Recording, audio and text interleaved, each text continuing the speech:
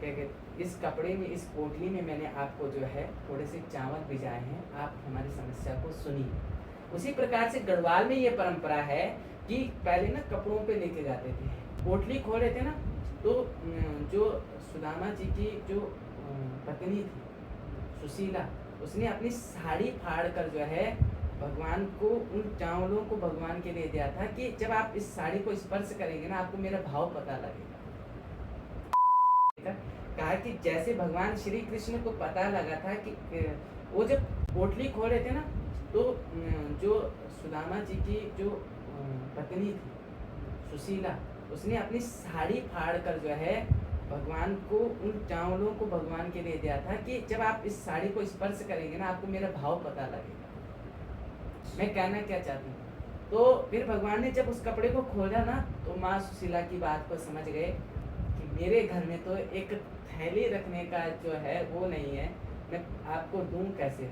क्या कहते, इस कपड़े में, इस पोटली में मैंने आपको जो है थोड़े से चावल भिजाए हैं, आप हमारी समस्या को सुनिए। उसी प्रकार से गढ़वाल में ये परंपरा है कि पहले ना कपड़ों पे लेके जाते थे,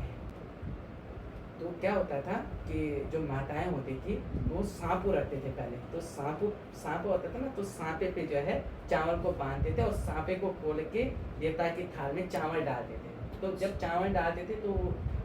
देवता जब प्रकट होता था तब वो विषय बताता कि ध्यान बोलता था कि ध्यान तो इसलिए यहाँ पर आ रखी है क्या, सामने वाला व्यक्ति नहीं बताएगा, वहां पर वो देवता बताता था ध्यान तो इसलिए आ रखी है क्या, तो वो कहता हाँ महाराज मैं इसलिए आया। फिर कहता था इसका समाधान ये है, इसलिए तो जा और ये समाधान करके आ, तुझे लाभ होगा। तो ये चावल परंपरा एक बाकी परंपरा है जो कि शायद आप ये समझ सकते हो कि ये भगवान श्री कृष्ण के युग से चलती आ रही है, और इसका रिवाज निभाया किसने, उत्तराखंड वालों ने। कैसे, इस परंपरा को आगे तक, इसी चावल की प्रथा को, हमारे दरबार में आज भी नियम है कि आप भेंट रखो ना रखो, आप 10 रुपये रखो ना रखो, लेकिन इतना सा चावल अपने घर के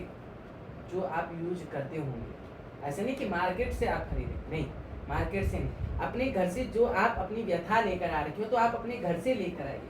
आप उस व्यथा को लेकर, जब आप वो चावल लेकर आएंगे ना, तो उस चावल को जब आप परमात्मा के सामने, वो परमात्मा आपके घर का एक एक अंश, एक एक आपके जो मन की पीड़ा है उसे देखता है। तो ये तो भगवान श्री कृष्ण के योग का है। जैसे